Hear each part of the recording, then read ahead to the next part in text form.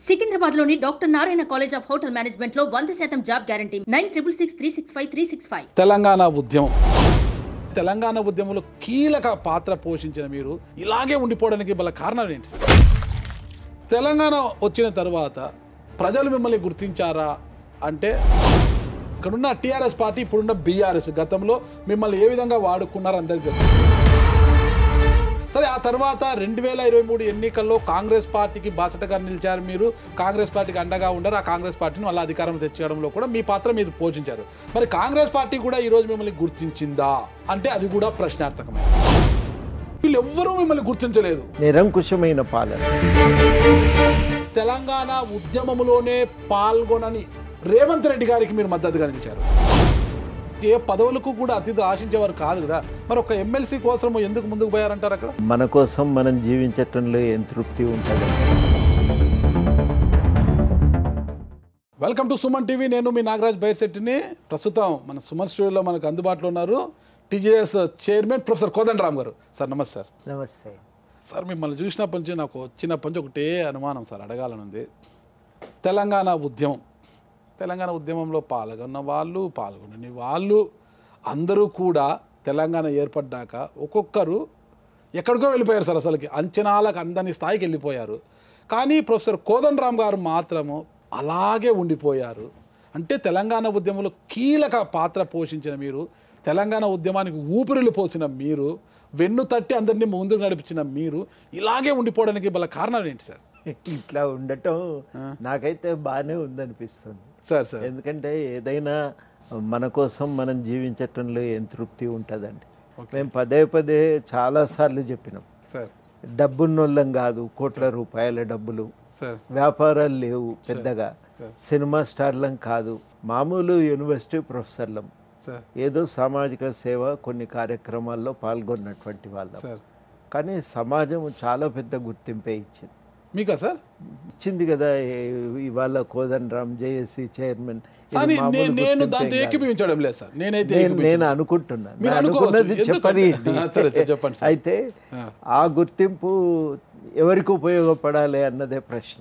Okay, correct. ఆ గుర్తింపు మేము ఒకటే చెప్పినాం, అది ప్రజలకే ఎరువులాగా ఉపయోగపడాలి. కాబట్టి ప్రజల సమస్యల మీద మాట్లాడదాం, మంచే జరగని చెడే జరగని. దానికి తోడు జయశంకర్ గారు ఏమన్నారంటే, మీరు తెలంగాణ వచ్చేదాకా తెలంగాణ సాధన కోసం, తెలంగాణ ఏర్పడిన తర్వాత తెలంగాణ అభివృద్ధి కోసం మీరు నిలబడాలి, కొట్లాడాలి. కష్టమవుతుంది, చాలా ఇబ్బందులు ఎదుర్కోవాల్సి వస్తుంది, అయినా కానీ మీరు ఆ బాట వీడొద్దు అనే మాటే అన్నారు. దాని ప్రకారం నిలబడే ఉన్నాం. నిలబడ్డారు సార్. మీరు అన్నారు సమాజంలో ఇంత గుర్తింపు వచ్చింది అనేసి. లేకపోతే తెలంగాణ ఉద్యమంలో ప్రతి ఒక్కరు తట్టి వాళ్ళు వెనకాలను ముందుకు నడిపించి మీరు కూడా ఒక సైనికుడుగా పనిచేశారు సార్. తెలంగాణ వచ్చిన తర్వాత ప్రజలు మిమ్మల్ని గుర్తించారా అంటే అది మీ యొక్క ఎన్నికల్లోకి వెళ్ళినప్పుడు దాన్ని బట్టి మీకు అర్థమైపోయింది ప్రజలు మిమ్మల్ని గుర్తించారు లేదనేది. ఇక్కడున్న టీఆర్ఎస్ పార్టీ ఇప్పుడున్న బీఆర్ఎస్ గతంలో మిమ్మల్ని ఏ విధంగా వాడుకున్నారో అందరికీ తెలుసు. మరి టీఆర్ఎస్ పార్టీ అయినా మీకు సముచిత స్థానం కల్పించిందా అంటే అది కూడా ఒక ప్రశ్నార్థకమే, మీరే చెప్పాలి. సరే, ఆ తర్వాత 2023 ఎన్నికల్లో కాంగ్రెస్ పార్టీకి బాసటగా నిలిచారు. మీరు కాంగ్రెస్ పార్టీకి అండగా ఉండరు. ఆ కాంగ్రెస్ పార్టీని మళ్ళీ అధికారం తెచ్చేయడంలో కూడా మీ పాత్ర మీరు పోషించారు. మరి కాంగ్రెస్ పార్టీ కూడా ఈరోజు మిమ్మల్ని గుర్తించిందా అంటే అది కూడా ప్రశ్నార్థకమే. వీళ్ళు ఎవ్వరూ మిమ్మల్ని గుర్తించలేదు. కానీ తెలంగాణ ఉద్యమంలో కీలక పాత్ర పోషించారు ప్రొఫెసర్ కోదండరామ్ గారు. మరి ఎందుకు ఈ పరిస్థితి? వీళ్ళెవ్వరూ గుర్తించలేదు. గుర్తింపు ప్రజల్లో ఉండటం ముఖ్యం కదా. ఓకే, మరి ఆ ప్రజలు మీకెందుకు ఓట్లేయడం లేదు? మీరు పార్టీ పెడితే మీకెందుకు ఓట్లు ఎందుకు వేయలేదండి? 70 లక్షల ఓట్లు వేసిండ్రు, అది మామూలు. ఒక పైసా ఇయ్యకుండా మేము ఆడ ఎన్నికల్లో ఓట్లు లెక్కించే కాడు ఉంటే ఒక పోలీస్ ఆయన వచ్చి అన్నాడు, మలినం లేని ఓట్లు సారిపోయారు సార్. నిజాయితీగా ఒక పైసా లేదు మా దగ్గర, ఓడగొట్టడానికి 100 కోట్లు ఖర్చు పెట్టిండ్రంటే ఆ ఓడగొట్టడం కోసం మరి అధికారాన్ని అంతటిని ఉపయోగించిందంటే అది మామూలు విషయం కాదు. అంటే ప్రొఫెసర్ కోదండరామ్ గారు నిజాయితీని గుర్తించి డబ్బులు వాళ్ళతో తీసుకొని, నోట్లు వాళ్ళతో తీసుకొని ఓట్లు మీకు వేయచ్చు కదా ప్రజలు. అట్లా ఉండదండి. మన దగ్గర జనం ఎంత నిజాయితీగా ఉంటారంటే, ఇన్ని పైసలు ఇచ్చిండు కదా, ఒక్కోటన్న వేయకపోతే ఎట్లా అని వేస్తారు. అది ఇన్ని పైసలు ఇచ్చిన నిజాయితీగా ఓటేయాలి. ఓటేయాలి. ఆ నిజాయితీ అయితే ఉంది వాళ్ళకి. ఉంది, వేయలేదంటానికి కూడా లేదు కదా. సంఘాలు ఉంటాయి, ఒత్తిడి పెడతారు వాళ్ళ ద్వారా. మన పనులు కావాలంటే సంఘం నువ్వు నిలబెట్టుకోక తప్పదు. రకరకాల ఒత్తిళ్లు పెడతారు. ఆ ఒత్తిళ్ళ నడుమ నిలబడి అన్ని ఓట్లు వేసిండ్రంటే, ఒక ప్రభుత్వ యంత్రాంగం అంతా నిలబడి ఒత్తిడి పెట్టినా తట్టుకొని అన్ని ఓట్లు వేసిండ్రంటే అది మామూలు విషయం కాదు. ఎంత ఒత్తిడి పెట్టినా మీటర్ నొక్కాల్సింది ఓటరే కదా సార్. ఓటరే కానీ ఉంటాయి కదా, రకరకాలుగా ప్రభుత్వం ప్రభావితం చేయగలుగుతుంది. ఒక అధికారిని పిలిచి మీ శాఖలో ఇన్ని ఓట్లు వేయించు అని అడుగుతారు. ఆయన రకరకాలుగా ఆయన అడిగినప్పుడు కాదని లేని పరిస్థితి, రోజువారీ సంబంధం, పొద్దున్న లేస్తే కలవాల్సినటువంటి అవసరం ఉంటుంది. అట్లాంటి బంధులు కొన్ని ఉంటాయి. మనము నిజ జీవితంలో ఉన్నప్పుడు ఏంటంటే ఒత్తిళ్ళు వచ్చినప్పుడు ఎట్లా నిలబడతామనేది చాలా కీలకం. అందరికీ ఒకే రకంగా తట్టుకోవటం సాధ్యం కాదు కదా. ఒకసారిగా ప్రజలు ఆదరణ, ఓట్లు, నోట్లు ఈ విషయాలు మనం పక్కన పెడితే, తెలంగాణ ఉద్యమంలో కీలకంగా మారిన తర్వాత అప్పుడు టీఆర్ఎస్ ప్రభుత్వంలో కోదండరామ్ గారి యొక్క పొజిషను కీలకంగా ఉంటుంది, ఒక ముఖ్య పాత్ర పోషిస్తారని అందరూ అనుకున్నారనమాట. కానీ అక్కడ మీకు ఎంతవరకు గుర్తింపునిచ్చింది అన్నది అందరికీ తెలిసిందే. మరి కేసీఆర్ గారికి మీకు దూరమైంది, ఏ పరిస్థితుల్లో దూరమైన అందరి పాత విషయాలు అవన్నీ కూడా అన్ని చాలా ఇంటర్వ్యూలు మీరు చెప్పారు, అన్నీ అయిపోయినాయి అనమాట. కేసీఆర్ గారికి దూరమైన తర్వాత సొంత పార్టీ పెట్టారు, అది కూడా మనకు అంత గుర్తుంటే మీకు నోట్లు లేవు, మీ దగ్గర ఓట్లు కావాలంటే నోట్లు కావాలి కాబట్టి మీరు వ్యాపారస్తులు కాదు, మీరు సినీ గ్లామర్ కాదు, ఇంకొకటి కాదు, మంచి మాటలు మాత్రమే చెప్పగలరు తెలంగాణ సమాజానికి. కానీ తెలంగాణ సమాజం మీ వైపు నిలబడాలంటే ఓట్లతో పాటు నోట్లు కావాలా అంటున్నారు. అయితే ఈ పరిస్థితుల్లో ఏ ఉద్దేశం అసలు తెలంగాణ ఉద్యమంలోనే పాల్గొనని రేవంత్ రెడ్డి గారికి మీరు మద్దతుగా నిలిచారు? విషయం ఏంటంటే అక్కడ తెలంగాణ వ్యక్తిని చూడలేదు. ఇక వ్యక్తి ఎవరు అనేది కాదు, ఆయన కూడా తెలంగాణ ఉద్యమానికి మద్దతు ఇచ్చినటువంటి వాడే. టీడీపీలో ఉండి కూడా చాలామంది మద్దతు ఇచ్చిండ్రు, అందులో ఉండి ఆయన కూడా మద్దతు ఇచ్చిండు. కానీ దానికంటే ముఖ్యంగా ఏంటంటే పార్టీనే, కాంగ్రెస్ పార్టీ వారి అధిష్టానం, ప్రత్యేకించి రాహుల్ గాంధీ గారు ఉద్యమ ఆకాంక్షల సాధనకు మేము కట్టుబడి ఉన్నాం. తెలంగాణ ఉద్యమ ఆకాంక్షల సాధన కోసం మేము కట్టుబడి పనిచేస్తాం. తెలంగాణ అభివృద్ధిని సాధిస్తాం, అది ప్రజలందరికీ దక్కే విధంగా చర్యలు తీసుకుంటామని అన్నారు. అప్పుడు మా ఆకాంక్షలకు ఆయన చెప్పిన మాటలకు మధ్యన కొంత సారూప్యత వచ్చింది, పొంతన కుదిరింది. కాబట్టి ఖచ్చితంగా ఆ అవకాశాన్ని మనం ఉపయోగించుకుందాం. ఇప్పుడు కేసీఆర్ గారి వల్ల వచ్చిన పెద్ద సమస్య ఏంటంటే నిరంకుశమైన పాలన, ప్రజలను లెక్క చేయకపోవటము, ఇష్టానుసారంగా అధికారాన్ని చెలాయించటము, వాటన్నింటికంటే మించి ప్రశ్నించినటువంటి వాళ్ళను వేధించటము, అరెస్టులు చేయటము, ఇట్లా రకరకాలైనటువంటి పద్ధతుల్లో ఒక నిరంకుశ పాలనను సాగిస్తూ, పోనీ తన తెలంగాణ అభివృద్ధి కోసం పనిచేసిందా అంటే తెలంగాణ పేరు చెప్పి అధికారాన్ని నిలబెట్టుకునే ప్రయత్నం చేసిండు. అధికారాన్ని మాత్రం స్వప్రయోజనాల కోసం వాడుకున్నాడు. చేసినవన్నీ తప్పుడు పనులు. మేమెన్నడూ కూడా కేసీఆర్ తప్పులు తెలిసి చేసిండని అనుకోలేము. ముందు ఒక 4-5 ఏళ్ళు పట్టింది మనకు ఇది కాదు, ఇది ఉద్దేశపూర్వకంగానే తవ్వయించుకున్నాడు అనేది. కాబట్టి ఆయన మాకు అర్థమైంది ఏంటంటే ఏవో తెలవలేదు, ఆఫీసర్లు తప్పు చేసినారు, అందుకని ఈ విద్యుత్ కొనుగోలు ఒప్పందం తప్పు, అక్కడ ప్రాజెక్టు డిజైన్ తప్పు జరిగినాయి, మనం వాస్తవాలు చెప్పుదామనే ఆలోచనతో మేము బయలుదేరినాం. కానీ దాన్ని వాళ్ళు సహించలేదు. అప్పుడు మాకు అర్థమైంది ఉద్దేశపూర్వకంగానే ఈ తొవ్వలో పయనిస్తున్నారు, అధికారాన్ని, ఆస్తులు, అంతస్తులు కూడబెట్టుకోవటానికే తప్పగాని ప్రజల కోసం వాడట్లేదు అనేది అర్థమైంది. అది అర్థమైన తర్వాత చాలా సీరియస్గా ఇక మన పాత్ర ఏంది మనం నిర్ణయించుకోవాల్సిందే అని అనుకున్నాం. ఆ పద్ధతుల్లోనే మరి మేము పనిచేయటం కూడా ప్రారంభమైంది. సార్ మీరేమో ఇలా అంటున్నారు, ఆయన తప్పుడు తోవలో పోతున్నారు, నిరంకుశత్వ పాలన కేసీఆర్ గారిని. ఆయన పాలన బాగుంది, మంచి వ్యక్తినే కదా. ఆర్ఎస్ ప్రవీణ్ కుమార్ లాంటి వాళ్ళు ఆయన వెంట నడిచారు. చివరికి బీఎస్పీలో ఉన్న ఆయన ఒక్కసారిగా యూటర్న్ తీసుకొని యువతలకు వచ్చేసారు కదా, ఆయనతో కలిసి చట్టాపట్టాలు వేసుకుని తిరిగారు కదా. ఆయన ఎందుకు పోయిండు, ఏ అవసరాలకు పోయిండు, నేను దాని గురించి మాట్లాడదలుచుకోలేదు. అది ఆయన వ్యక్తిగతమైన ఆయన నిర్ణయము. ఆయనను మీరు అడిగితే సమాధానం చెప్తాడు. నేను చాలా ఖచ్చితంగా నాకున్న అంచనా అయితే నేను దానికి కట్టుబడి ఉన్నా. ఆ అంచనా ప్రకారమే నా నిర్ణయం తీసుకున్నా. ప్రధానంగా నేను అనేది ఏంటంటే చాలా ఇవేవో పొరపాటున జరిగినవి కావు. చెప్పింది ఒకటి, ఆయన చేసింది మరొకటి. ఏది కూడా ఆయన సమిష్టి ప్రయోజనాల కోసం ఆలోచన చేయలేదు, తెలంగాణ వికాసం కోసం ఆలోచన చేయలేదు. ఆఖరికి పార్టీ పేరులో నుంచే తెలంగాణ అనే పదాన్నే తీసి పారేసిండు. టీఆర్ఎస్ పోయి బీఆర్ఎస్ అయింది. ఇక మొన్ననైతే కేసులు ఎవరో పిలుపునిచ్చిండ్రు, నాకు సంబంధమే లేదు, నేను ఏ కేసులో ప్రత్యక్షంగా నేను పాల్గొనలేదు ఏ ఘటనలోనూ. కాబట్టి నాకు ఉద్యమానికి కూడా ఆయన సంబంధాలను తెగదెంపులు చేసుకున్నాడు. ఇంకేముంది, ఉద్యమాలతో సంబంధాలు తెగిపోయి, తెలంగాణతో సంబంధాలు తెగిపోయి, కేవలం స్వప్రయోజనాలే ప్రధానమైపోయి, ఇవన్నీ జరిగిన తర్వాత ఇంకేం మాట్లాడతాం? మాలాంటి వాళ్ళు ఏమైనా మాట్లాడితే వేధింపులకు గురి చేసిండ్రు, కేసులు పెట్టిండ్రు. నా మీద ఒక 5-6 కేసులు ఉన్నాయి. నేను ఒక 15 సార్లు 20 సార్లు అరెస్ట్ అయినా. నేను మీరు ఉద్యమ కేసుల గురించి ఇప్పుడు మాట్లాడుతున్నారు కదా, తెలంగాణ ఉద్యమ కేసులు అన్ని కూడా ఆ రోజు కేసీఆర్ గారు ఎత్తేయలేదా? కొన్ని ఎత్తేసిండ్రు, రైల్వే కేసులు మిగిలిపోయి ఉన్నాయి, కొన్ని ఉద్యమ కేసులు కూడా అక్కడక్కడ మిగిలిపోయి ఉన్నాయి. మా దృష్టికి వచ్చినవన్నీ నాయన నరసింహారెడ్డి గారు హోమ్ మినిస్టర్గా ఉన్నప్పుడు చెప్తే కొన్నింటినే ఆయన రద్దు చేయించాడు. కానీ కొన్ని ఇంకా అట్లా మిగిలిపోయి ఉన్నాయి, కొన్ని ఉన్నాయి. అదొక భాగము. ఈయన వచ్చిన తర్వాత, అధికారంలోకి వచ్చిన తర్వాత పెట్టిన కేసులు ఉన్నాయి, ఇది రెండవ భాగం. ఈ కేసులు మిగిలిపోయి ఉన్నాయి. ఇవాళ ఈయన కేసీఆర్ పెట్టిన కేసులు. మరి ఇప్పుడు రేవంత్ రెడ్డి గారు తీసేస్తారని నమ్మకం మీకుందా?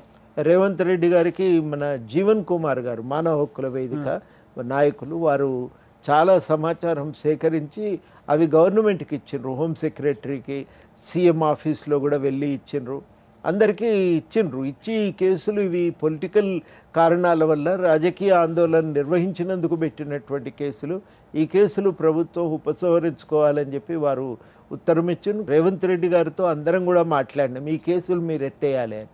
ఇప్పుడు రేవంత్ రెడ్డి గారు ఏమంటున్నారంటే దీన్ని పకడ్బందీగా మనం రద్దు చేయాలి, ఈ కేసుల్ని అసెంబ్లీలో ఒక చట్టం లాంటి తెచ్చి నేను ఈ కేసులు రద్దు చేస్తా అనేటువంటి మాట వారు మాకు హామీ ఇచ్చారు. కాబట్టి ఒక నమ్మకం మాకు కుదిరింది. ఒక తెలంగాణ ప్రజల ఆకాంక్షలను రేవంత్ రెడ్డి గారు నెరవేరుస్తారనే ఒక నమ్మకం మాకు వచ్చిన వెంటనే వాళ్ళ వెంట వెళ్ళామని మీరు అంటున్నారు కదా. అయితే ఇక్కడ ఒక అపవాదం ఉంది కోదండరామ్ గారి మీద. ఏంటంటే అది అసలు తెలంగాణ ఉద్యమంలోనే పాల్గొనని రేవంత్ రెడ్డి గారితో ప్రొఫెసర్ కోదండరామ్ గారు వెళ్ళడం ఏంటి అనే ఒక అపవాదం అయితే ఉంది. ఆయనకు ఎమ్మెల్సీ కావచ్చు, రాజ్యసభ ఇవాళ అతీతులు, వాటన్నిటి కూడా పదవులు కదా అతీతులు. కోదండరామ్ గారు వేటిని ఆశించే వ్యక్తి కాదు. కానీ అక్కడికి వెళ్ళడం వల్ల ఏంటి, మహా అంటే ఒక ఎమ్మెల్సీ ఇస్తానని ఆశ చూపారు వాళ్ళు.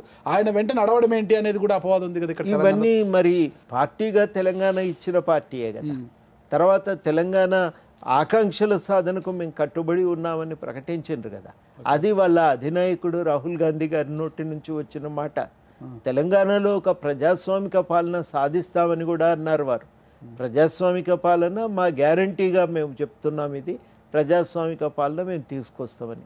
అవన్నీ అన్నందుకు ఇవాళ మేము చాలా స్పష్టంగా ఆ పార్టీకి మద్దతు ఇచ్చినాం. పార్టీని చూసి నిర్ణయాలు తీసుకుంటాం కానీ ఒక వ్యక్తినో ఇద్దరు వ్యక్తులను చూసి నిర్ణయాలు తీసుకోం కదా. వాళ్ళు కూడా వ్యక్తులు కూడా చాలా వరకు ముఖ్యమైన వాళ్ళందరూ కూడా తెలంగాణ డిమాండ్ను సమర్థించిన వాళ్ళే, తెలంగాణ సాధన కోసం తోడ్పడినటువంటి వాళ్ళు. రేవంత్ రెడ్డి గారి సర్కారు ఆ దిశగా అడుగులు వేస్తుందంటారా? తెలంగాణ ప్రజల ఆకాంక్షల మేరకు ప్రజాస్వామికమైన వాతావరణం అయితే ఏర్పడ్డది. ఆ మునుపట్లాగా వేధింపులు లేవు, ఫోన్ ట్యాపింగులు లేవు, వెంటబడటం లేదు. ఏదన్నా పోయి అడిగితే గవర్నమెంట్కు చెప్పుకోవటానికి ఒక వాతావరణం ఏర్పడ్డది. ప్రతిదీ మనం చెప్పగలుగుతున్నాం ఇవాళ ప్రభుత్వం దృష్టికి. కాంగ్రెస్ పార్టీ మీకు అంత గుర్తింపునిచ్చిందా?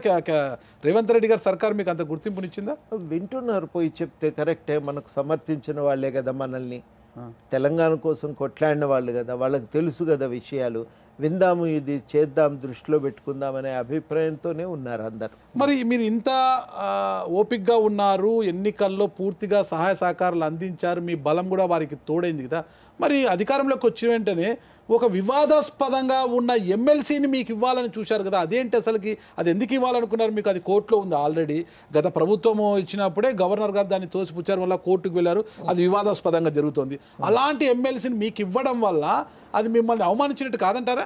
వివాదాస్పదం ఏం లేదు కదా, వాళ్ళు నిర్ణయం తీసుకునే నాటికి అది గవర్నర్ నిర్ణయం అయిపోయింది. గవర్నర్ నిర్ణయం అయిపోయింది కాబట్టి వాళ్ళు ఆ ఎమ్మెల్సీ పోస్టు మనకి ఇద్దామని అనుకున్నారు. కరెక్ట్. గతంలో తమిళసాయి గారు గవర్నర్గా ఉన్నప్పుడు ఏ విభాగానికైతే ఎమ్మెల్సీలుగా అనుకున్నారు, వీరు దానికి సంబంధించిన వాళ్ళు కాదు, వీళ్ళు రాజకీయ నేపథ్యం ఉన్న వాళ్ళు, నేను వీళ్ళకు అన్క్వాలిఫైడ్ వీరు అనేసి ఎన్నిక పంపింది ఫైల్ ఆవిడ. దాని మీద కోర్టుకు వెళ్ళారు. తర్వాత మీకు అదే గవర్నర్ మారడం జరిగింది. మళ్ళీ గవర్నర్ కోటలో మీకు ప్రపోజ్ చేస్తూ రేవంత్ రెడ్డి సర్కార్ పంపించింది. ఎలా సాధ్యపడుతుంది? విషయం ఏంటంటే ఆ కోటా కింద నన్నైతేనే గవర్నర్ ఈజీగా ఆమోదిస్తుంది అనేది వాళ్ళకున్న అంచనా.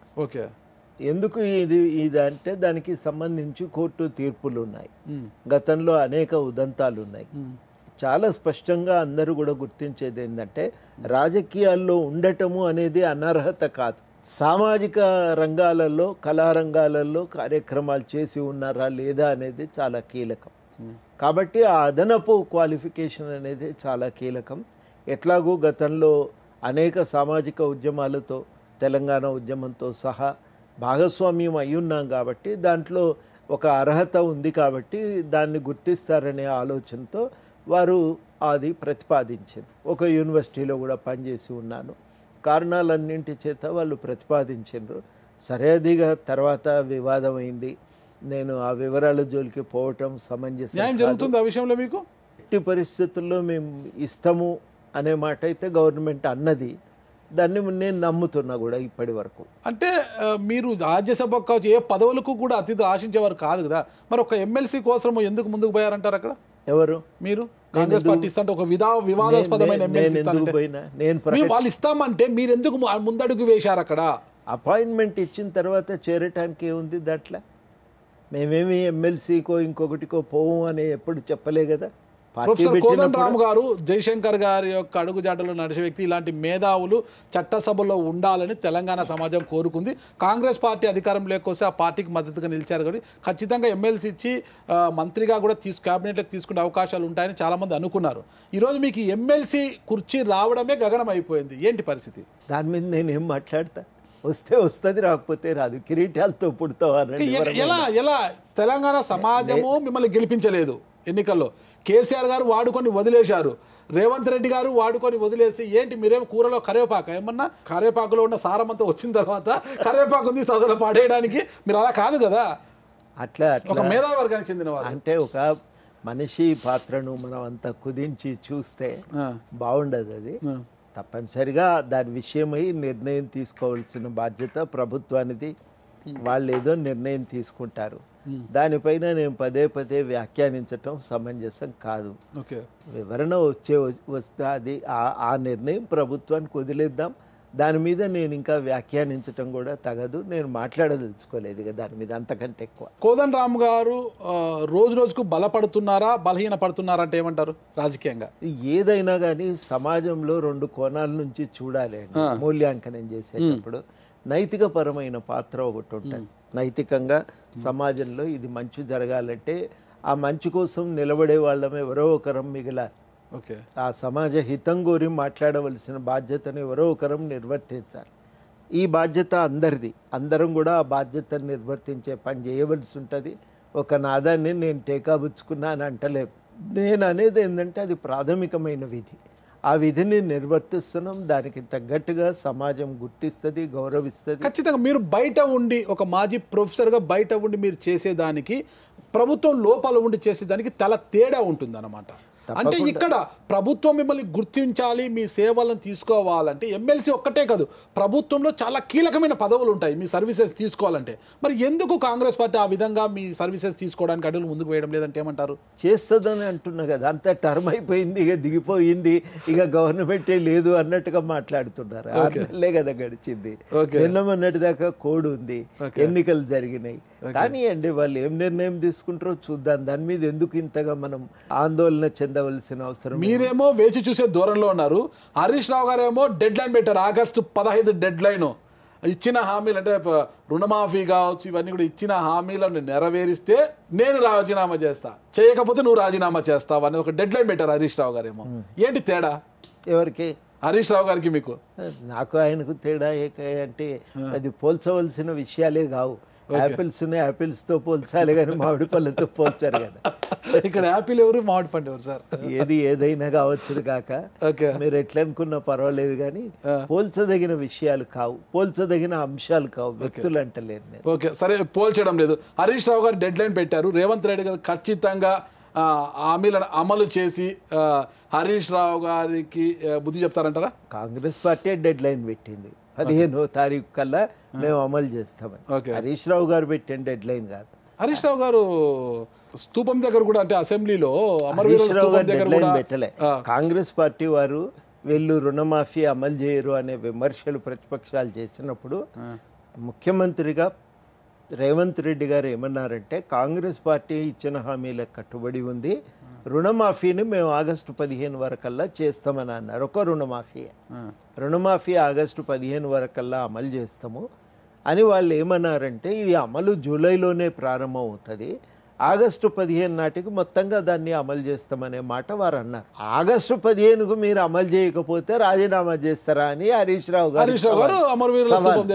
నేను అనేది ఏంటంటే ఆ సవాలు అనవసరం. కాంగ్రెస్ పార్టీ తనకు తానుగా పెట్టుకున్న డెడ్ లైన్ పూర్తి చేస్తారు. వాళ్ళు డెడ్ లైన్ ఇచ్చింది అమలు చేయటం కోసమే, తప్పకుండా అమలు చేస్తామనే మాట వాళ్ళు అన్నాక 15 దాకా ఆగాలి కదా, తొందరపడేందుకు. అంటే హరీష్ రావు గారు పూర్తి వీడియో చూడాలా మీరు? రుణమాఫీతో పాటు మిగిలిన అంశాలు కూడా, మిగిలిన హామీలను కూడా నెరవేర్చాలి. నేను మళ్ళీ అదే చెప్తున్నా మీకు, ఈ 6 నెలల్లోనే ఇక ప్రభుత్వం అయిపోయింది, ఇక మనకు ఏ హామీలు అమలు చేయలేదంటే అని కాదు. ఏవైనా ఈ 5 ఏళ్ల కాలంలో అమలు చేస్తారని కదా అర్థం. అంటే 5 ఏళ్ళు తీసుకుంటారని కాదు దాని అర్థం. దాని అర్థం ఏంటంటే రాబోయే రోజుల్లో ఒకటి తర్వాత ఒకటి ఇచ్చిన హామీలన్నీ అమలు చేస్తారనేది వాళ్ళు అనుకున్నటువంటి మాట. ఆ మాట ప్రకారం వాళ్ళు ముందు రుణమాఫీకి ప్రాధాన్యతనిచ్చిండ్రు. ఇది మన రాష్ట్రానికి కానీ దేశానికి కానీ వ్యవసాయం ప్రధానం. వ్యవసాయాన్ని బతికించుకోగలిగితే రాష్ట్రాన్ని మనం ఆర్థికంగా మనం బలోపేతం చేసుకోగలం. అందుకని వ్యవసాయం ఈ రుణమాఫీ చేస్తే ఏమవుతుందంటే బ్యాంకుల్లో ఉన్న అప్పులు అన్నీ కట్టేస్తే కొత్తగా రుణాలు తెచ్చుకునే అవకాశం, వ్యవసాయంలోకి పెట్టుబడిని సమకూర్చుకునే అవకాశం అది మామూలు విషయం కాదు. 35,000 కోట్ల పెట్టుబడి అదనంగా వ్యవసాయ రంగంలోకి వస్తున్నదంటే చాలా గొప్ప విషయం కదా. అట్లా ఒక 35,000 కోట్ల రూపాయల రుణమాఫీ అనేది చేయటం ద్వారా వ్యవసాయానికి పరిపుష్టత చేకూరుస్తా అని ఆలోచనతోని వాళ్ళు దానికి ప్రాధాన్యతనిచ్చారు. దాన్ని అమలు చేస్తామన్నారు. మీటింగ్స్ జరిగినాయి, రివ్యూ అయింది, దానికి కావలసిన కార్యాచరణ ప్రణాళిక తయారైంది, అమలు చేస్తారు. అది అయినాక మిగతాయి కూడా చేస్తారు. ఇంకా కొన్ని ఇప్పటికే అమలైపోయి ఉన్నాయి, ఒక 4, 5, 6 ఎన్నో మొత్తానికి నాకు లెక్క సరిగ్గా తెలియదు, కానీ కొన్ని అమలైనవి. ఈ రుణమాఫీ నెక్స్ట్ అమలు అవుతుంది. రుణమాఫీ అయినాక మిగిలినవి కూడా అమలు చేస్తారనేదే నాకున్నటువంటి నేను నమ్ముతున్నా పక్క. ఎందుకంటే వాళ్ళు దానికి ఇచ్చిన కమిట్మెంట్ రీత్యా కానీ వాళ్ళు దాని గురించి ఆలోచిస్తున్నటువంటి తయారు చేసుకున్న కార్యాచరణ ప్రణాళిక చూసినప్పుడు అమలు చేస్తారనే నమ్మకమే నాకు కుదురుతున్నది. ఓకే, ఆ విషయాన్ని మనం పక్కన పెడితే సార్, గతంలో అంటే బీఆర్ఎస్ పార్టీ అధికారంలో ఉన్నప్పుడు కాంగ్రెస్ పార్టీ నుంచి గెలిచిన ఎమ్మెల్యేలను కేసీఆర్ గారు తీసుకుంటుంటే వాళ్ళ పార్టీలోకి చేర్చుకుంటుంటే రేవంత్ రెడ్డి గారు చాలా పెద్ద కామెంట్స్ చేశారంట పార్టీ ఎమ్మెల్యే అంతా లాక్కుని. ఇప్పుడు రేవంత్ రెడ్డి గారు కూడా అదే పని చేసి ఇప్పటికి 4 ఎమ్మెల్యేలు యువతలకు వచ్చేసారనమాట. ఇంకా భవిష్యత్తులో మరికొంతమంది ఎమ్మెల్యేలు వెయిట్ చేస్తున్నారంటారు. ఇది కరెక్ట్ అంటారు? అంటే ఆనాడు ఆయన విమర్శించారు కేసీఆర్ గారు తీసుకుంటే కాంగ్రెస్ ఎమ్మెల్యే, ఈరోజు రేవంత్ రెడ్డి గారు కూడా అదే చేస్తున్నారు కదా, మరి దాన్ని ఏమంటారు? ఇట్లాంటి విషయాలన్నీ కూడా రాజకీయాల్లో ఒక మార్పు జరగవలసిన అవసరం ఉంది. మొట్టమొదట అందరం కూడా ఆ విషయాన్ని అంగీకరించాలి. ఒక మార్పు ఏంటంటే నాయకుల యొక్క స్వార్థం ప్రధానం కావద్దు, సమాజ హితము పార్టీ లక్ష్యాలు ప్రధానం కావాలి. కానీ చాలాసార్లు ఏమవుతున్నదంటే నాయకులకు పార్టీ అనేది కేవలం ఒక సాధనంగానే ఉంటున్నది. గెలవటానికో, అధికారంలో నిలబడటానికో, వ్యాపారాలను కాపాడుకోవటానికో అది ఒక అవకాశంగా మిగులుతున్నది. ఇవాళ చాలా కీలకమైందంటే అట్లాంటి రాజకీయాలు అనేవి మారాలి. దాంట్లో ఏమన్నా రెండో అభిప్రాయం ఉండవలసినటువంటి అవసరం లేదు. కానీ వర్తమానంలోకి వచ్చేసరికి ఎక్కడ ఇబ్బంది వస్తున్నదంటే ఇప్పుడు మీరు అనుకున్న నాయకులు అటో ఇటో దూకటానికి సిద్ధంగా ఉంటారు కదా. ఈ ఉన్నటువంటి పరిస్థితుల్లో అవతల పక్షానికి పోనివ్వటమా, మేమే తెచ్చుకొని అవతలి పక్షం బలపడకుండా జాగ్రత్త పడటమా అనే ఒక మీమాంస. ఈ మీమాంసకు వాళ్ళు ఈ రకంగా పరిష్కారాలను వెతుక్కుంటున్నారు. ఇది కూడా రాకుండా మన రాజకీయాలు అయితే ఇంకా మారవలసిన అవసరం ఉందని నేను గట్టిగా నమ్ముతున్నా. కానీ వాళ్ళున్న పరిస్థితి ఏమో ఈ కోణం నుంచి మనం చూసి దాన్ని అర్థం చేసుకోవాలి.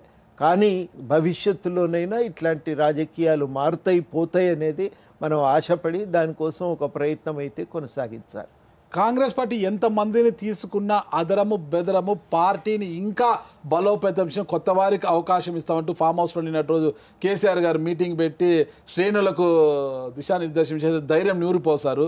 నేనున్నా మళ్ళీ అధికారంలోకి వస్తాం, 2028లో మన అధికారంలోకి వస్తున్నాం, ఎవ్వరు ఆందోళన చెందవద్దండి, పోయే స్వార్థపరులంతా వెళ్ళిపోండి అంటున్నారు కదా, దానికి ఏమంటారు మీరు? ఏమంటారండి, పార్టీగా ఏం చేస్తామండి, అందరు పోతున్నారు నడపలేమని మూసేస్తారా?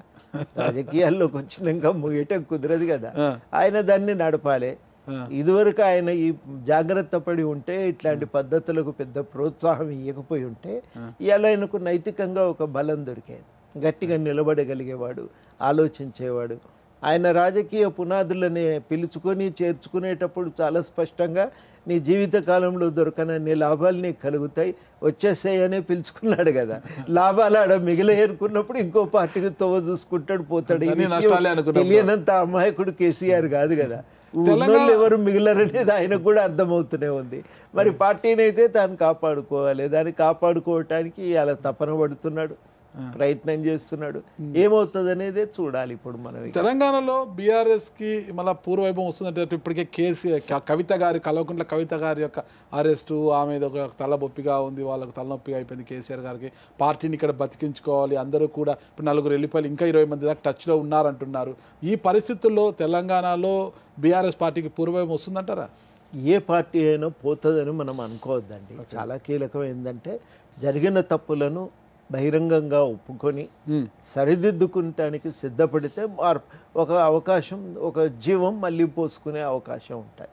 కానీ నేను అన్నీ కరెక్టే చేసిన, ప్రజలే తప్పు చేసినారు అని అంటుంటే పార్టీ ఎదగటం కష్టమవుతుంది. తప్పులు ఎవరి దగ్గర లేవు, ప్రజల్లోనే ఉన్నాయి. ఆ ప్రజలే అనవసరంగా మోసపోయినరు, ఒత్తిళ్ళకు గురైనరు, ప్రచారాలకు వాళ్ళు ప్రభావితమైనరు అని అనుకుంటే అప్పుడు ఏ నాయకుడు పార్టీని పెంపు చేయలేడు, పెంచుకోలేడు. అది మనం ప్రధానంగా గుర్తు. ఇక్కడ ప్రధానంగా ఒక విషయం సార్, బీఆర్ఎస్ పార్టీలో అంటే కేసీఆర్ గారి దగ్గర కావచ్చు, బీఆర్ఎస్ పార్టీలో తెలంగాణ ఉద్యమకారులకు సరైన గౌరవం దక్కలేదు, ప్రాధాన్యత ఇవ్వలేదు, మీతో గతంలో చాలామంది ఆరోపించారు. అయితే ఈరోజు కాంగ్రెస్ పార్టీలో తెలంగాణ ఉద్యమకారులకు సముచిత స్థానము, సరైన గౌరవం లభిస్తుందంటారా? అనేది ఏంటంటే మేము కేసీఆర్ విషయంలో కూడా 2 సంవత్సరాలు అవకాశం ఇచ్చినాం. ఏ పార్టీ అయినా కొత్త రాష్ట్రం, కొత్త గవర్నమెంట్, కొత్త పార్టీ అవకాశం ఇవ్వాలి అనేదే ఉన్న అంచనా.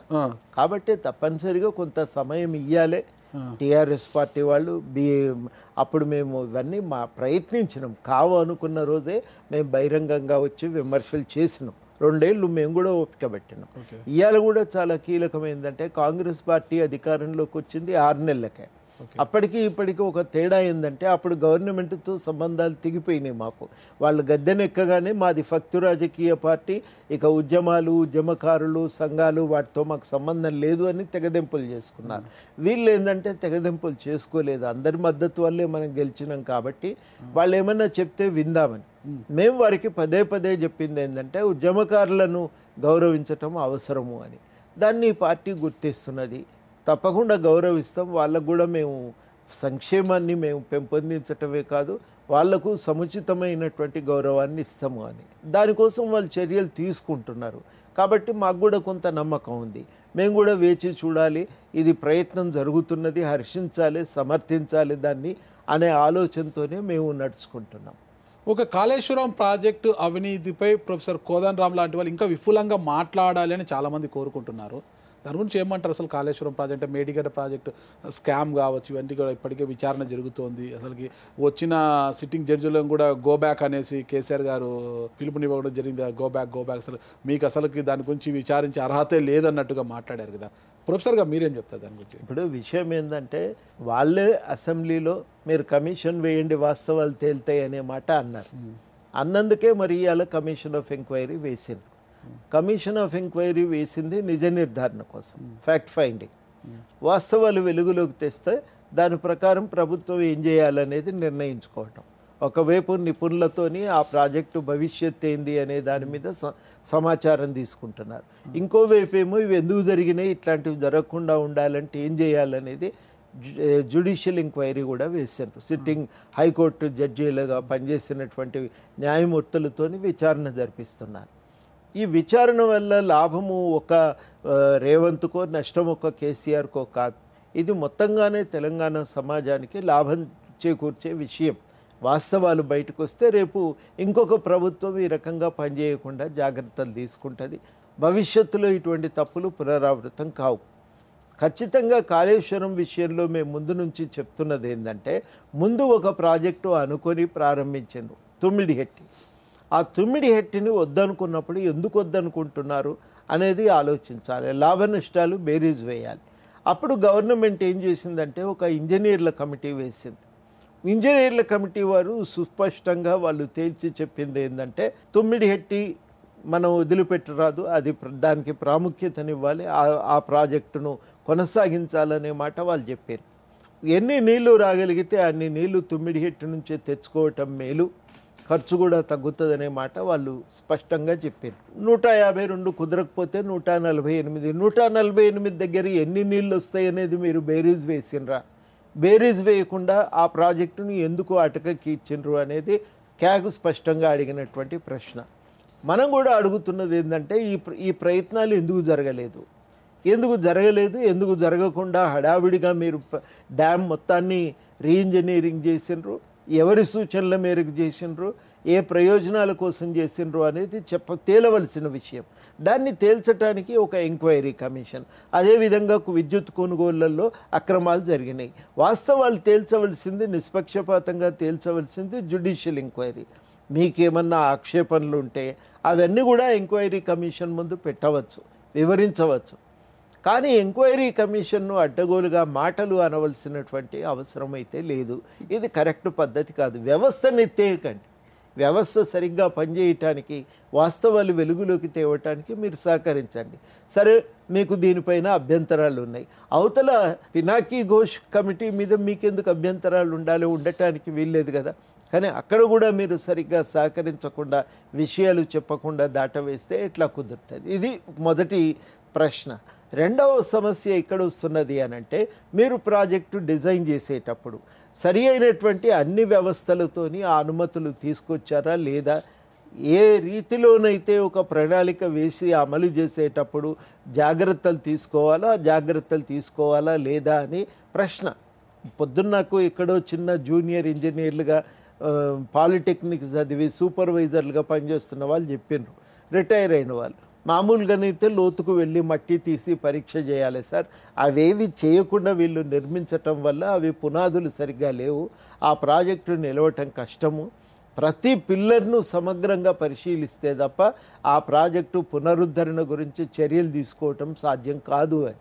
అంటే మామూలుగా కొంత ఇంజనీరింగ్ పరిజ్ఞానం ఉన్న ప్రతి ఒక్కరికి అర్థమవుతున్న విషయం ఎందుకు ఈ సాంకేతిక లోపాలు జరిగినాయి అని. డిజైన్ లోపాలు ఉన్నాయని కూడా వాళ్ళు అంటున్నారు. మీరు డిజైన్ ఒక రకంగా చేసినారు, నిర్మాణం జరిగేసరికి అది ఒక రకంగా రూపాంతరం చెందింది.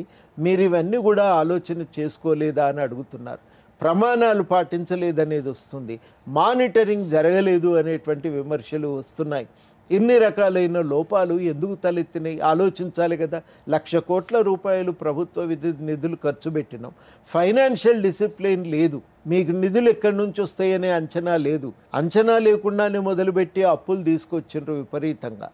తర్వాత కీలకమైన విషయం ఏంటంటే, 80,000 కోట్లు అనుకున్నది 1,50,000 కోట్లకు పెరిగింది. ఎక్కడ కూడా దేశంలో ఈ రకంగా ధరలు పెరగలేదు. ఎందుకు ఈ రకంగా ధరలు పెరిగినాయి? ఇట్లాంటి అనేకమైనటువంటి సమస్యలు తలెత్తుతున్నప్పుడు వాటిని పరిశీలించుకోకపోతే, మన పద్ధతుల గురించి మనం సమీక్షించుకోకపోతే భవిష్యత్తులో కూడా మనం చిక్కుల్లో పడతాం. ప్రాజెక్టుల నిర్మాణంలో ఇదే రకమైన అజాగ్రత్తలు పాటిస్తాం.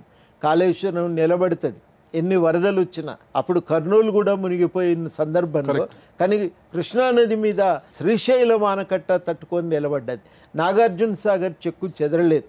ఎంత వరదలు వచ్చినప్పటికీ కూడా శ్రీరామ్ సాగర్ మరి నిలబడే ఉన్నది.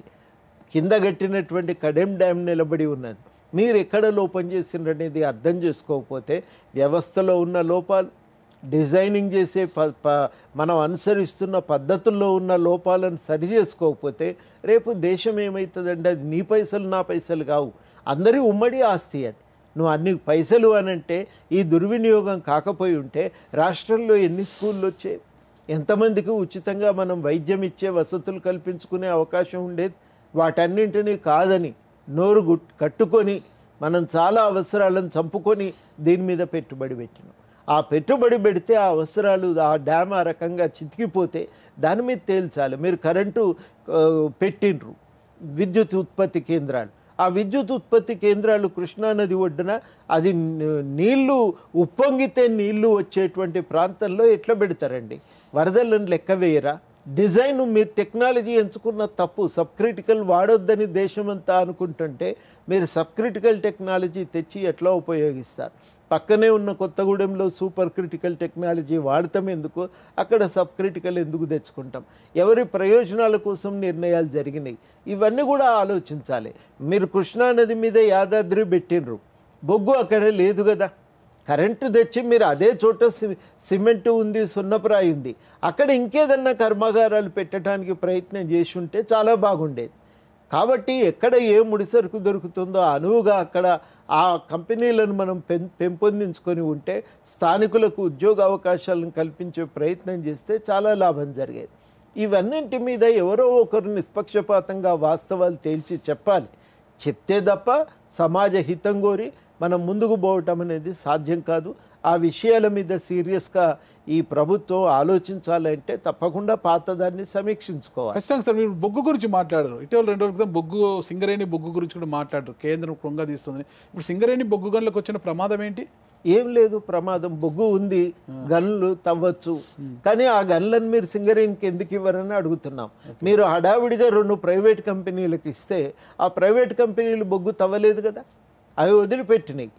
అది కొయ్యగూడెం కానీ అవతల మంత్రిని దగ్గర ఉన్న ఇంకొక ప్రాజెక్టు కానీ వీటిని మళ్ళీ సింగరేణికి ఇవ్వాలి కదా. ఇప్పుడు ఇక్కడ కీలకమైందంటే గనులను సరళీకరణ యుగంలో ప్రైవేట్ కంపెనీలకు అప్పచెప్పుదామని అనుకున్నారు. ఎవరైతే కరెంటు ఉత్పత్తి చేయాలనుకుంటారో ఇతర కంపెనీలకు వాడతారో వాళ్ళకి ఇద్దామని. ఇచ్చేటప్పుడు దేని ప్రాతిపదికన ఇస్తారనేది ప్రశ్న. సుప్రీంకోర్టు ఏమన్నదంటే బహిరంగ వేలంలోనే ఇవ్వండి అని. కానీ ఇది అందరికీ వర్తించదు కదా. ఒక పబ్లిక్ రంగ సంస్థ ఉన్నప్పుడు అది అవసరం లేదు. ఇప్పుడు సింగరేణి ఏమన్నా తక్కువ లాభాలు ఇస్తుందా అంటే వీళ్ళు 5% రాయల్టీ, 5-7% రాయల్టీ అడిగినరు. సింగరేణి 14% రాయల్టీ కడుతున్నది కదా, సెస్సులు కడుతున్నది. రకరకాల రూపకంగా సింగరేణి అభివృద్ధికి 8,000 కోట్లు ఇస్తున్నది కేంద్ర రాష్ట్ర ప్రభుత్వాలు ప్రతి సంవత్సరానికి. ఏం తక్కువ చేయట్లేదు, ఉపాధి కల్పిస్తున్నది. మొత్తం ఉత్తర తెలంగాణ సామాజిక మార్పుకు, అట్టడుగు వర్గాలు ఎదగటానికి అది కీలకమైనటువంటి ఒక చోదక శక్తిగా పనిచేసింది. దాన్ని ఎందుకు ఎండగట్టాలి? తెలంగాణ తెలిసిన వాళ్ళు, చరిత్ర తెలిసిన వాళ్ళు చట్టంలో వాళ్ళకు గన్లు వేయటానికి అవకాశం ఉంది కదా. ఆ అవకాశాన్ని ఎందుకు వాడారని చెప్పి మేము అడుగుతున్నాం. ఆ అవకాశం ప్రకారం గన్లను సింగరేణికి ఇవ్వండి. సింగరేణికి ఇస్తే అట్టడుగు వర్గాలకు లాభం జరుగుతుంది, తెలంగాణ అభివృద్ధి చెందుతుంది. సింగరేణి ఏడ తవ్వాలో ఏడ తవ్వకూడదో కూడా తెలిసినటువంటి సంస్థ. పర్యావరణానికి నష్టం జరగకుండా జాగ్రత్తలు ఇంకొంచెం పటిష్టం చేయాలి, సింగరేణికే ఇవ్వాలని చెప్పి మనం కోరుతున్నాం. చూద్దాం కేంద్రం ఏమి నిర్ణయం తీసుకుని చూద్దాం సార్. ఇకపోతే మనకు గొర్రెల స్కామ్ అనేది ఒకటి ఉంది తెలంగాణలో, దాని మీద విచారణ సాగుతోంది. ఈ విద్యుత్ కొనుగోళ్లకు సంబంధించిన మనీ లాండరింగ్ పై కూడా ఈడీ నోటీసులు ఇచ్చింది కేసీఆర్ గారికి. దాని గురించి ఏం మాట్లాడతారు మీరు? తప్పు జరిగినప్పుడు సమాధానం చెప్పాలి. కేసీఆర్ గారు కుర్చీలో కూర్చున్నారు, ప్రజల ఓట్లతో కూర్చున్నారు కదా. కుర్చీలో కూర్చున్నవాడు అధికారాన్ని ప్రజల తరఫున చెలాయిస్తాడు కదా. ప్రజలకు ఆయన ఒక ట్రస్టీ మాత్రమే. ఆ ట్రస్టీగానే అధికారాన్ని చెలాయించాలి కదా. అట్లా కాదు, ఈ అధికారము నా యందు, నా నుంచి, నా వల్లనే జనించింది, ఇది నాదే, నా ఇష్టానుసారంగా చెలాయించవచ్చును అనుకుంటే అది రాజ్యాంగ విరుద్ధం, ప్రజాస్వామ్య సూత్రాలకు విరుద్ధం, ఆధునిక నాగరిక సమాజ నియమాలకు విరుద్ధం. అట్లాంటి తప్పుడు పనులు చేసినప్పుడు సమస్యలు తలెత్తితే దాన్ని ఎదుర్కోవాల్సి ఉంటుంది. దాంట్లో మళ్ళీ మినాయింపే ఉంటుంది, ఉండదు. తెలంగాణ ఉద్యమ నాయకుడిగా తెలంగాణ సమాజం మంచి కోరే కోదండరామ్ గారు అంటే ఇప్పుడు ఏదైతే రేవంత్ రెడ్డి గారు నడిచిన ఒక అపవాదం వినిపిస్తుంది, ఏపీ నాయకుల పెత్తనము తెలంగాణపై ఉండరాదని మొదటి నుంచి ఉంది. ఇప్పుడు రేవంత్ రెడ్డి గారు ముఖ్యమంత్రి అయినారు. రేవంత్ రెడ్డి గారు చంద్రబాబు నాయుడుకి చాలా సన్నిహితులు. రేవంత్ రెడ్డి గారు సీఎం అయితే అక్కడి చంద్రబాబు గారి పెత్తనం ఇక్కడ ఎక్కువ ఉంటుందని ఇక్కడ ఆరోపిస్తున్నారు కదా. ఈ నేపథ్యంలో మీరు రేవంత్ రెడ్డి గారి పక్కన నిలబడ్డాన్ని కూడా కొంతమంది జీర్ణించుకోలేకపోతున్నారు. వాస్తవం ఏంటంటే తెలంగాణ సమాజాన్ని మనం తక్కువగా అంచనా వేస్తాం సార్. పెత్తనం ఉన్న రోజులు చాలా తీవ్రంగా దాన్ని వ్యతిరేకించారు, కొట్లాడింది. వాళ్ళ రాజ్యం వాళ్ళది, మన రాష్ట్రం మనది. ఇప్పుడు ఇక్కడ ఆంధ్ర పాలకులు వచ్చి పెత్తనం చేస్తానంటే సహిస్తారా తెలంగాణ ప్రజలు? అస్సలు సహించరు. అట్లాంటిది నడవనీయరు. రాజకీయంగా తనకు ఒక అవకాశం ఇంతవరకు లేనప్పుడు అవకాశాల కోసం వాళ్ళ మీద ఆధారపడ్డారు. తెలంగాణ అనే సొంత రాష్ట్రం ఏర్పడి ఆ రాష్ట్రానికి ముఖ్యమంత్రి, మంత్రులై ఆ రాష్ట్రంలో రకరకాల స్థాయిల్లో లాభం పొందేటువంటి వాళ్ళు దాన్ని ఎందుకు కోల్పోవాలనుకుంటే రేవంత్ రెడ్డి గారి తెలంగాణ నాయకుల యొక్క ప్రభావం ఉండదంటారా అని ఎప్పుడైనా మాట్లాడుకోవచ్చు, చేయవచ్చు. దాన్ని అది వేరే మాట. మాట్లాడుకున్నంత మాత్రాన, కలిసినంత మాత్రాన ప్రభావానికి లోనైండు అంటే అది కరెక్ట్ కాదు. అట్లా మనం మాట్లాడుకుంటే అది తప్పవుతుంది. దాన్ని మనం ఆమోదించడానికి వీల్లేదు. ఇలా చాలా కీలకం. మనం గ్రహించవలసింది ఏంటంటే తెలంగాణ సమాజం దాన్ని ఆమోదించదు. కానీ చాలా కీలకం ఏంటంటే జాగ్రత్తలు పాటించాలి. అనుమానాలు రాకుండా జాగ్రత్తలు పాటించాలి. ఆ బాధ్యత తప్పకుండా కాంగ్రెస్ మీద ఉంది. గతంలో కేసీఆర్ మీద ఉన్నట్టే వీరి మీద కూడా ఉన్నది. అందుకనే అప్పుడు స్పష్టంగా చెప్పినాం, నువ్వు నీళ్ల విషయం మాట్లాడేటప్పుడు తెలంగాణ ప్రతినిధిగా మాట్లాడాలి తప్ప ఆంధ్ర ప్రాంత ప్రజల యొక్క అవసరాల కోసం నువ్వు మాట్లాడే అవసరం నీకు లేదు. ఆ పని నీది కాదు, అక్కడ చేసేవాళ్ళు ఉన్నారు. నువ్వు ఇక్కడి ప్రజల కోసం మాట్లాడకపోతే ఇక్కడ ప్రజలు ఎక్కడికి పోవాలి? కరెక్ట్. అది కదా విషయం. అడుగుతారు ప్రజలు. అందుకని ఆ జవాబుదారీతనము ఇవాళ తెలంగాణలో తప్పకుండా ప్రజలు గుర్తించిండ్రు. అంటే కేసీఆర్ గారితో తెలంగాణ ఉద్యమంలో మీరు చాలా క్లోజ్గా ఉన్నారు. ఆయన ప్రతి అడుగు మీకు తెలుసు. రాజకీయంగా ఆయన తీసుకున్న ప్రణాళికలు, స్కెచ్ల విషయాలు తెలుసు కదా సార్. మరి 2023లో ఆయన ఓటమికి కారణం ఏమంటారు? మరి పోతే ఆయన్నే ఫాలో అయ్యారు పక్క రాష్ట్రం ఉన్న జగన్మోహన్ రెడ్డి గారు. ఆయన 2024 ఎన్నికల్లో ఆయన కూడా ఓడిపోయారు. ఆయనకు ప్రతిపక్ష స్థానం కూడా రాలేదనమాట. ఇక్కడ కేసీఆర్ గారి ఓటమి, అక్కడ వైఎస్ జగన్మోహన్ రెడ్డి గారి ఓటమి ఎలా చూడొచ్చు అంటారు మీరు?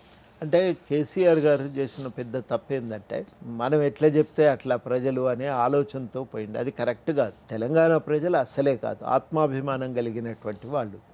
చాలా భరించవలసి వచ్చినప్పుడు ఎంత కష్టాన్నైనా భరిస్తారు. తప్పు జరిగింది అనుకున్నప్పుడు ఎంతటి వాడినైనా తెగించి కొట్లాడతారు. కేసీఆర్ గారు చేసిన పెద్ద తప్పు ఏంటంటే ప్రజలతో లింకు దింపుకున్నాడు. లింకు దింపు మరి మేము అక్కర్లేనప్పుడు మేము మాత్రం నిన్నెందుకు ఆదరించాలి అని వాళ్ళు కూడా నిర్ణయానికి వచ్చి ఓటు వేయలే. అక్కర్లేదు చాలా స్పష్టంగా సమాధానం చెప్పింది. ఇక ఇది అట్లాంటి విషయం అండి. ఈ సంబంధాలు ఎందుకు తెగిపోయినాయి అని సమీక్ష చేసుకొని పునరుద్ధరించడానికి ఏం చేయాలి, ఎట్లా చేస్తే ప్రజలకు దగ్గర అవుతాం అనేది అలా కేసీఆర్ బాధ్యత. అదే ఆయన ఆలోచించుకోవాలి. నేను అంతా కరెక్టే ఉన్నా మళ్ళీ ప్రజలే తప్పు చేసిండ్రు అనుకుంటే ఆయనకు మళ్ళీ ఇట్లే ప్రజలు కూడా అంటారు, మరి నువ్వు మేము కరెక్ట్గా లేని వాళ్ళం నీకెందుకు అని అంటారు. మరి జగన్మోహన్ రెడ్డి గారు కూడా కేసీఆర్ గారు ఫాలోవర్, చాలా సూచనలు సలహాలు ఇచ్చేవారు ఆయనకు. ఆ తొవ్వలు పోయిండు, ఆయన కూడా మురిగిండు. చెప్తున్నారు కదా తెలంగాణలో చాలా చోట్ల మాట్లాడుకుంటున్నారు, ఈయన మాట విని ఆయన చెడిపోయిండు అని. కూటమి యొక్క ప్రభుత్వ ఏర్పాటు కావచ్చు, పవన్ కళ్యాణ్ గారి యొక్క రోల్ గురించి మీరు చెప్పాలంటే ఏం చెప్తారు అసలు? అక్కడ తాను ఒక లక్ష్యం ఎంచుకున్నాడు, సీరియస్గా తిరిగిండు, గెలిచిండు. తప్పకుండా ఒక మంచి పరిణామమే. కానీ చాలా కీలకం ఏంటంటే ఆయనకు కూడా కొన్ని లక్ష్యాలు ఉన్నాయి.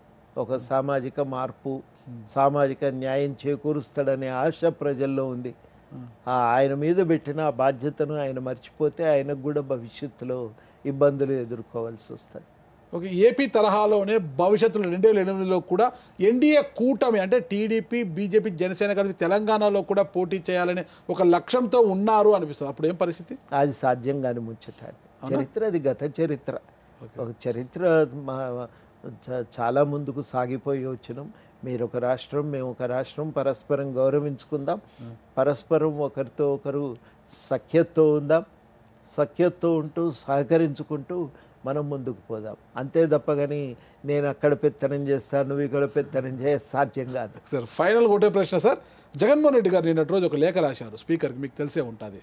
ప్రతిపక్ష స్థానం, ప్రతిపక్ష నాయకుడిగా ప్రతిపక్ష పాత్ర స్థానం కోసం ఒక లేఖ రాశారు. అంటే చట్టసభలో నిర్దిష్టంగా ఇంతమంది 10% ఖచ్చితంగా ఎమ్మెల్యేలు ఉండాలని ఎక్కడా చెప్పబడలేదు. ప్రతిపక్ష స్థానం అంటే ఎవరు ఎక్కువ ఉంటే వాళ్ళకే ప్రతిపక్ష హోదా ఇస్తారు. మీరు నాకు అది ఇవ్వలేదు, ఆ గౌరవం నాకు ఇవ్వలేదు. నాకు ఆ గౌరవం ఇచ్చిన రోజే నేను ప్రజా సమస్యల మీద అసెంబ్లీలో గలం విప్పే అవకాశం ఉంటుంది అని లేఖ రాశారు. అది కరెక్ట్ అంటారా? కరెక్టేనండి, ఇవ్వాలండి. ఏం పోయేది ఉంది? సభ అంటే ప్రజల వాణి సభలో వినబడాలంటే అందరూ ఉండాలి అక్కడ. అధికారము, నిన్న రాహుల్ గాంధీ గారు ఒక మంచి మాట అన్నారు, అధికారం మీదే, కానీ ప్రజల గొంతు వినిపించే విషయంలో మాకు కూడా ఒక పాత్ర ఉంటుందని మర్చిపోకండి. ఇద్దరం కలిస్తేనే సభ నడుస్తుంది అని. అట్లా ఒక ప్రజాస్వామిక ఒక వాతావరణం సభలో పెంపొందించేటువంటి బాధ్యత స్పీకర్ గారి మీద ఉంటుందని వారు ఆ సందర్భంగా అన్నారు. ఆ పాత్ర జగన్కి 10 వచ్చినాయా 20 వచ్చినాయా ఎన్ని వచ్చినా ఆయన ఒక ప్రతిపక్ష నాయకుడు, ఆయన కూడా ఉంటేనే సంపూర్ణమైన సభ అవుతుంది. ఆ మేరకు ఆయనకు పాత్ర ఇవ్వటంలో తప్పు లేదు, ఎక్కడా నియమం లేదు, ఇంత ఉంటేనే ఇవ్వాలి. కానీ జగన్మోహన్ రెడ్డి గారు గతంలో చంద్రబాబు నాయుడు గారిని అదే అసెంబ్లీలో అవహేళన చేస్తూ మేము కన్నెర్ర చేసే నీకు ప్రతిపక్ష హోదా కూడా ఉండదు, ప్రతిపక్ష హోదా కూడా పీకేస్తామన్నట్లుగా మాట్లాడారు. మరి ఏ హోదాతో అడుగుతున్నారని అంటున్నారు కదా అక్కడ. ఏదున్నా అట్లా మాట్లాడటం మేము సమర్థిస్తున్నావా? అప్పుడు సమర్థించలే, ఇప్పుడు సమర్థించలే. సమర్థించలేదు కాబట్టి ప్రజలు ఆయన ఓడగొట్టారు. ఓడిపోయిన ఆయన ఇలా నమూనా కాకూడదు కదా సార్. చిట్ట చివరికి ఒక ప్రశ్న సార్. ఓవైసీ గారు పార్లమెంట్లో ఎంపీగా ప్రమాణ స్వీకారం చేశారు కదా. పాలస్తీనా అందరూ కూడా భారత రాజ్యాంగం మీద చేస్తే ఆయన పాలస్తీనా గురించి మాట్లాడారు కదా, దాని గురించి ఏమంటారు మీరు? పాలస్తీనా పట్ల ఒక సానుభూతిని తెలియజేయటము, పాలస్తీనా ప్రజలు పడుతున్న కష్టాల్లో వాళ్ళకు అండగా నిలవాలనుకోవటం నేను తప్పు పట్టను. కానీ అక్కడ అనవలసిన మాట కాదు. అక్కడ ఏమంటారో అనండి, జై హింద్ అంటారో ఏమంటారో అనండి, జిందాబాద్ భారత రాజ్యాంగం అంటారో అనండి. కానీ బయట ఆయన సానుభూతి తెలపటాన్ని తప్పు పట్టలేదు. సానుభూతిని వ్యక్తం చేయటానికి అది సందర్భం కాదు, అంతే నేను చెప్పేది. ఇంకొక విషయం సార్, ఇంకా ఫైనల్గా రేవంత్ రెడ్డి గారి పాలనకి ఇప్పుడు మీరు ఎన్ని మార్కులు వేస్తారు? చాలా సార్లు మార్కులు వేయట్లేదు, ఈ మధ్యన గ్రేడ్లే వచ్చినాయి. ప్రొఫెసర్ గారు కదా సార్ మీరు, ఈ మధ్యన గ్రేడ్లే వచ్చినాయి. ఏ గ్రేడ్ వచ్చాయి? ఏం గ్రేడ్? ఏబిసి గ్రేడ్ ఏ గ్రేడ్ వేస్తారు? 6 నెలల ఈ 100 రోజుల పరిపాలన ఏ గ్రేడ్? ఇప్పటి వరకు నా దృష్టిలో అయితే బాగానే ఉన్నదండి. బాగానే ఉందంటానికి నేను ఎంచుకున్న దేనికైనా కీలక ప్రమాణాలు ఉంటాయి. నేను ఎంచుకున్న కీలక ప్రమాణం ఏంటంటే కొంత ప్రజాస్వామిక వాతావరణం ఉంది, ప్రశాంతంగా బతుకుతున్నాం, బాగానే ఉంది అని నేను. గ్రేడింగ్ లేదంటారు ఇప్పుడు? గ్రేడింగ్ వేయొచ్చు, ఏ గ్రేడే వేస్తా, దాని మేరకు. ఓకే. మొన్న జరిగిన పార్లమెంట్ ఎన్నికల్లో 17 పార్లమెంట్ స్థానాలకు గాను 1 ఎంఐఎం, 8 అధికార కాంగ్రెస్, 8 బీజేపీ తీసుకుందనట. అంటే భవిష్యత్తులో 2028 ఎన్నికలకు బీజేపీ ముఖ్య భూమిక పోషించనుంది తెలంగాణలో అంటున్నారు, ఏమంటారు? బీజేపీ మొన్న బీఆర్ఎస్ మద్దతు లేకుండా అన్ని సీట్లు సాధించేది కాదు. 5 మించి ముందుకు పోవటం కష్టమయ్యేది. కానీ జరిగిన పర్యవసానం ఏంటంటే బీఆర్ఎస్ తన ఓట్లన్నింటినీ బీజేపీకి షిఫ్ట్ చేసింది. ఒక రకంగా అది బీఆర్ఎస్ తన గొయ్యి తాను తవ్వుకుంది. ఇది నమ్మశక్యం అంటారా? తమ గుర్తింపును కోల్పోతూ బీజేపీకి ఊతమిస్తుందంటారా? అది జరిగింది. చాలా చోట్ల మాకు వేయకపోయినా మంచిదే కానీ వాళ్ళకి వేయండి అని చెప్పినవి బోలెడన్ని చోట్ల ఈ మాట వినబడ్డది జరిగింది. మీ దగ్గర ఆధారాలు ఉన్నాయా? ఉన్నాయి. చాలా మంది చాలా చోట్ల చెప్పి నువ్వు ఆడ ఫోటో వేసి రికార్డ్ చేసిన అంటే చేయలేదు. కానీ ఏ ఊరికి పోయినా ఇట్లా జరిగింది అనే మాట విన్నానే, వినకుండా నేను ఈ మాట మాట్లాడేవాడిని కాదు. ఇది జరిగింది కాబట్టి అది సొంత బలము అనుకుంటే పొరపాటు. అయినా కాంగ్రెస్ ఇంకొంత జాగ్రత్త పడి ఉంటే 1-2 చోట్ల బయటపడే అవకాశం ఉండే, బహుశా కొంత వ్యూహాత్మకంగా వ్యవహరించలేకపోయినరేమో అనుకుంటాను. Okay sir. గతంలో చంద్రబాబు నాయుడు గారిని మీరు తెలంగాణ వ్యతిరేకి అన్నారు కదా సార్, ఆ మాటకి ఇప్పటికీ స్టిక్ అనే ఉన్నారా? ఒక జాతీయ పార్టీ నాయకుడు కదా. మేము కొట్లాడినప్పుడు అన్న మాట మళ్ళీ ఇప్పుడు నేను ఉపసంహరించుకుంటాను. ఆ రోజు అంచనా కరెక్టే వేసుకున్నాను. ఓకే. తెలంగాణ రాజకీయ పరిస్థితులు ఎలా ఉన్నా ప్రొఫెసర్ కోదండరామ్ గారి యొక్క భవిష్యత్తు కార్యాచరణ ఏంటి? తప్పకుండా ప్రభుత్వానికి ప్రజలకు మధ్య వారధిగా నిలబడతాం. ప్రజల యొక్క సమస్యలు ప్రభుత్వం దృష్టికి తీసుకువెళ్ళటానికి అన్ని విధాల ప్రయత్నం చేస్తాం. ప్రజలకు న్యాయాన్ని సాధించే విషయంలో ప్రభుత్వంతో ఉన్న సత్సంబంధాలను కూడా మేము కాపాడుకుంటూ ప్రయత్నం చేస్తాం. Thank you sir. తొలి నుంచి కూడా మీరు తెలంగాణ సమాజం యొక్క సంక్షేమం కోసము, వారి మనుగడ కోసము, వారికి మంచి స్థాయిలో తీసుకురావడం కోసము పాటుపడుతున్నారు. భవిష్యత్తులో కూడా అలాగే మీరు ఉండాలి. ప్రొఫెసర్ కోదండరామ్ గారు అంటే ఒక బ్రాండ్ అంబాసిడర్గా తెలంగాణకు నిలబడిపోవాలని కోరుకుంటున్నాం సార్. Thank you sir. నమస్తే. Thanks sir.